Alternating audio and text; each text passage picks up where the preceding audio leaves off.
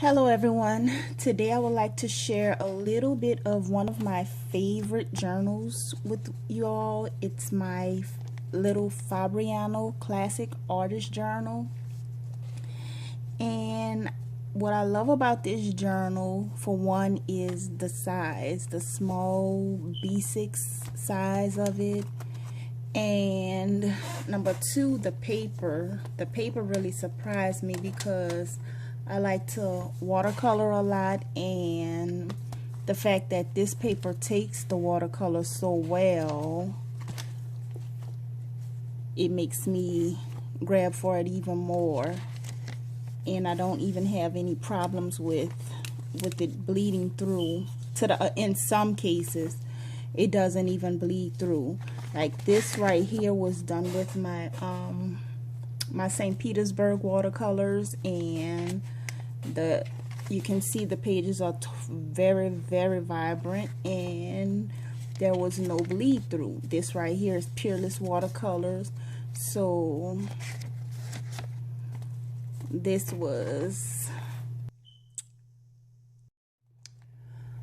this page was done using my Peerless. No, I may have done the background of this page using the Dr. P.H. Martin's watercolors, but the trimming of it was definitely done using the St. Petersburg watercolor.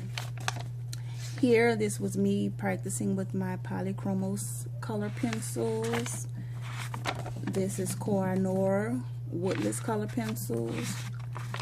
This is more watercolor here, St. Petersburg watercolor. This page here was done using the praying, this set of praying, little 8-color praying set here, and the colors came out nice and vibrant on here, but the praying colors, they did stain.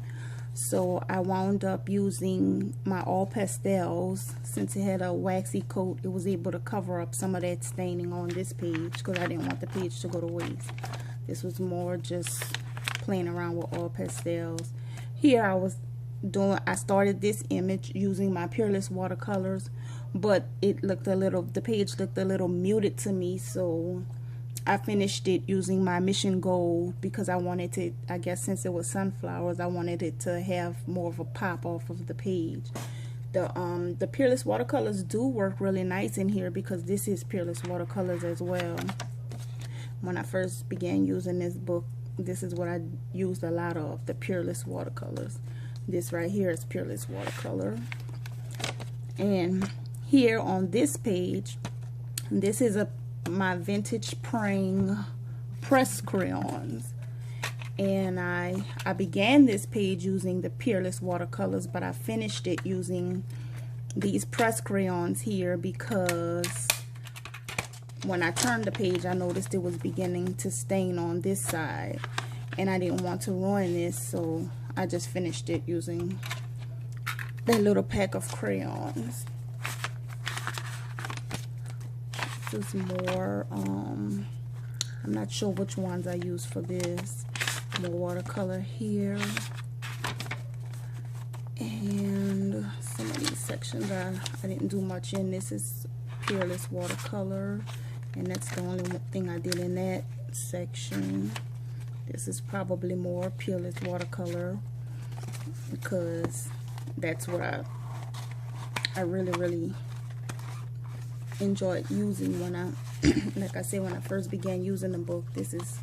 I even keep the little book kind of rubber band to the back of the book. This right here is one of the little cards that it's like the little protective sheet that comes over a spiral notebook, and I cut it down to the size of this journal, and I use this as a mixing palette when I'm using my Peerless colors.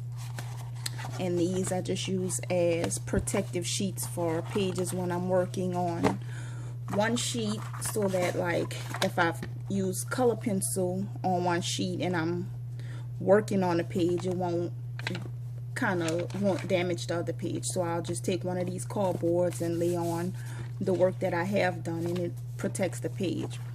This, wait, I do have some inking in here that This right here, this was it shows that, you know, I can do my inking in here. I do all kind of, I mean, just all kind of stuff in here. That's why I like this book so much. And I like to watercolor a lot, but I use a lot of the Archer's paper, and I don't always want to use Archer's paper just to do practice work. So that's why it's important to me to be able to have a book, and to say these pages are so thin, a book that's nice enough for me to work in. This was more watercoloring, and this is my Holbein. This is when I began using my Holbein watercolors. This is my Inktense, and this was done from a YouTube tutorial. This is also Inktense, more Holbein, and this is Holbein here. So that is everything that I have done so far, and today I want to try out I haven't used my Koi watercolors in here yet, so today I will be doing this little croissant image here using my Koi watercolors. Okay, I switched the sides of the camera so that hopefully you can see a little better what I'm doing. Since I'm right-handed, it's not easy for you to see if I'm filming from the right side. So here I have my my Koi 30 watercolor box here, and I have not tried it out in this journal yet, so I would like to see how it reacts to this paper. So I'm gonna go ahead on and set it up, and like I said, paint out this croissant.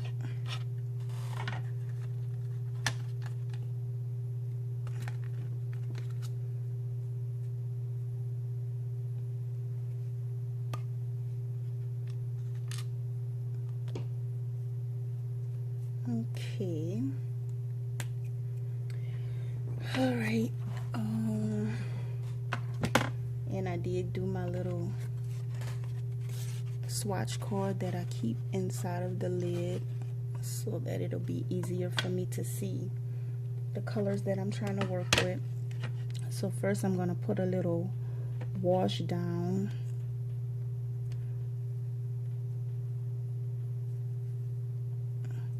Kind of lighten it up a little bit. You can't even see.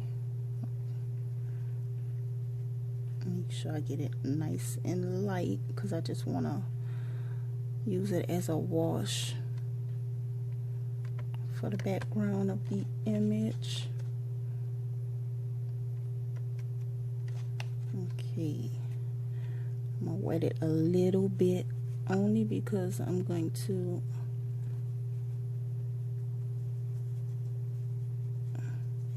put a wash down, and I don't want the first coating to go down too dark. I had meant to erase those extra lines. I forgot.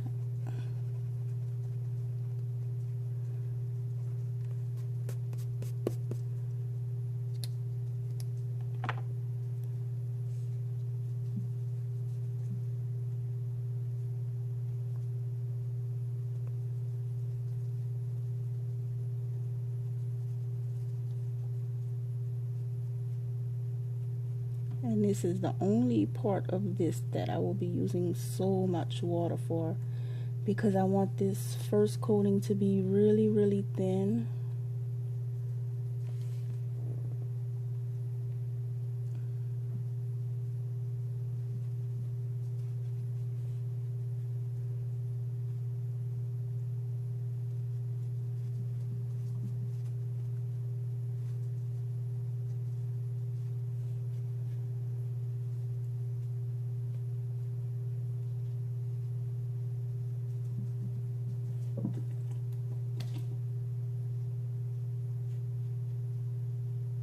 And for the sake of time, I'm going to pause and dry this off and come right back. Okay, I have dried that first layer. And what I want to do is put a little bit masking fluid on there, because there's some spots, since I have the first light layer down, there's some spots on there that I want to stay that color. Get a small brush.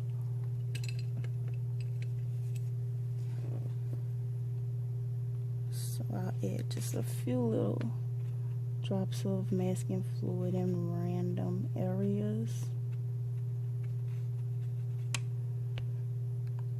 And since I'm doing this in real time, I'm going to have to pause again to dry this masking fluid. Okay, so I'll dry that. I'm going to heat dry everything, that way I can hurry up and get through the video. Okay, those spots are dry enough to work with. Now I'm going to use a little burnt umber and mix it in with the yellow ochre that I already have laying here, just to lightly begin darkening a little bit, not too much at one time.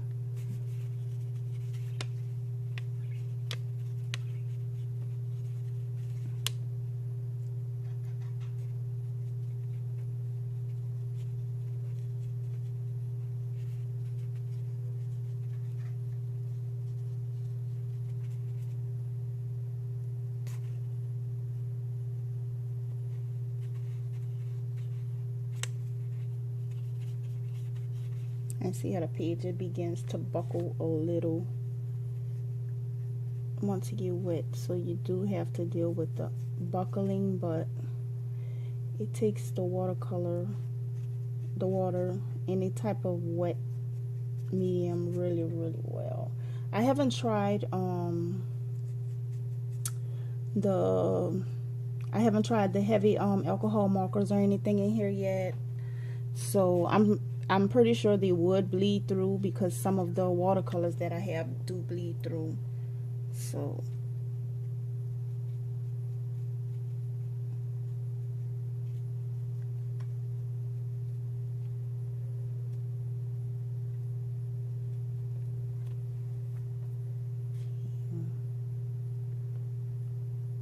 darken it a little more.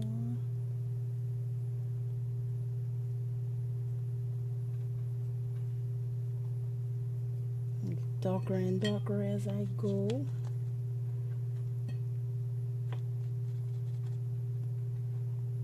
I don't really have to dip the brush, I'm so used to doing it. I normally do when I'm working with my water brushes.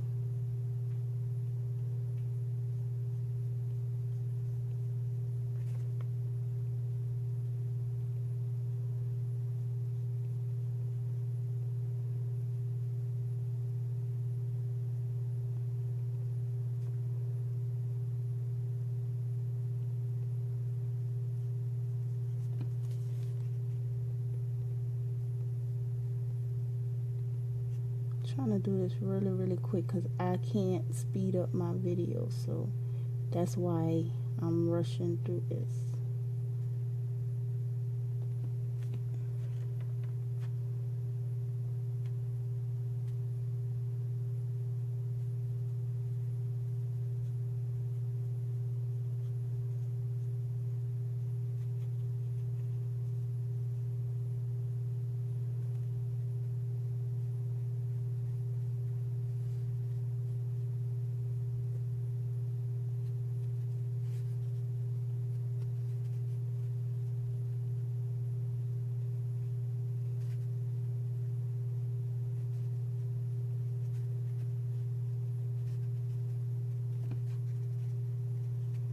Okay, this is how it's looking so far, and I'm gonna pause a little bit and do a little more work on it.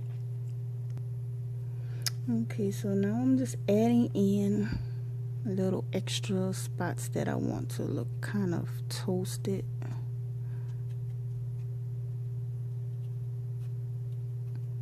and I will dry this and remove the masking fluid. And this was just a quick little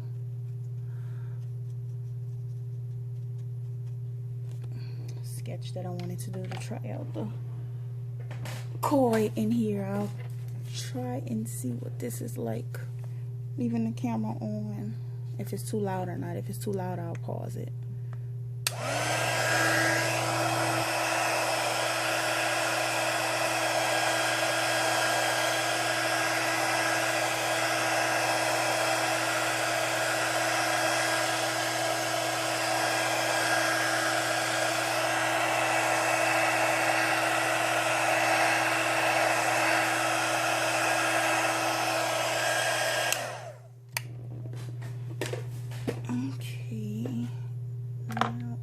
Do is add a little bit of a shadow under it.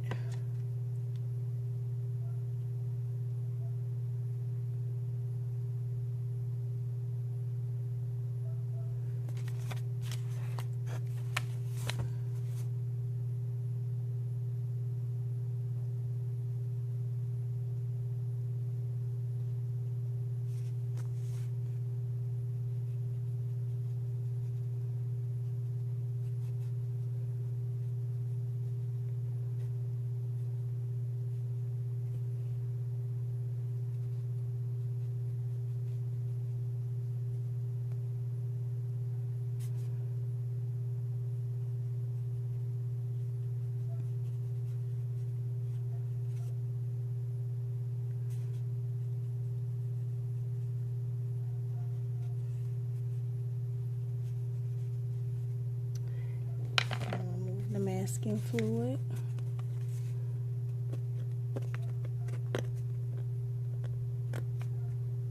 I'm trying to get it off. I normally take this, and it's easier to take this cloth and just wipe it off. It comes right off like that. It's harder to do it with my fingers. It comes right off with the cloth.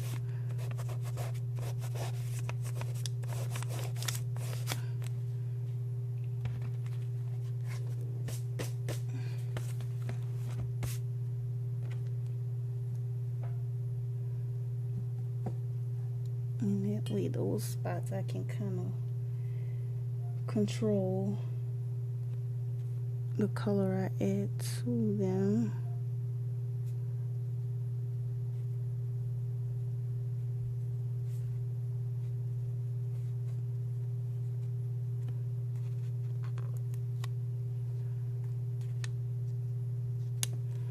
Okay, and that is it. My croissant.